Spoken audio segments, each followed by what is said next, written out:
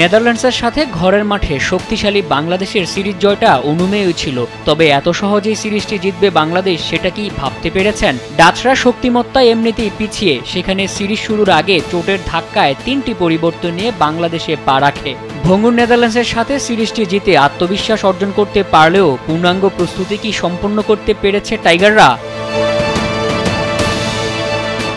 Condition বা performance দুই জায়গাতেই বেশ পিছিয়ে ডাচরা। 2 ম্যাচে কোনো প্রতিদ্বন্দ্বিতা গড়তে না পেরে সেটির প্রমাণও দিয়েছে সফরকারীরা। প্রথম ম্যাচে 39 বল এবং 8 উইকেট হাতে রেখে জয়ের পর দ্বিতীয় ম্যাচে একাদশে 2 পরিবর্তন নিয়ে মাঠে নামে টাইগাররা। রিশাদের জায়গায় সুযোগ পেয়ে জ্বলে ওঠে নাসুম আহমেদ। তার স্পিন ভেলকিতেই শুরুতেই চাপে পড়ে যায় ডাচ ব্যাটিং লাইন আপ। নিয়মিত বিরতিতে উইকেট হারিয়ে স্কোরবোর্ডে তোলে 103 রান। জবাবে তানজিদ তামিমের 54 রানের সাবলীল ইনিংসে হেসে খেলেই জয়ের বন্দরে নোঙ্গর করে টাইগাররা।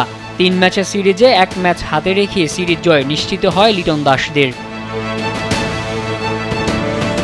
এবারের এশিয়া কাপে নতুনদের নিয়ে গড়া বাংলাদেশ দলটাকে নিয়ে বেশ আশাবাদী ক্রিকেট সংশ্লিষ্ট এবং ভক্ত সমর্থকরা।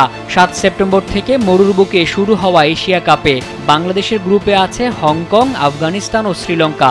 ডাচদের সাথে এই সিরিজের প্রস্তুতি নিয়ে ব্যাটিং সহায়ক কন্ডিশনে শক্তিশালী দলগুলোর সাথে কেমন পারফরমেন্স করবে টাইগাররা, এখন সেটাই দেখার অপেক্ষা। মোহাম্মদ মাসুম, কালবেলা।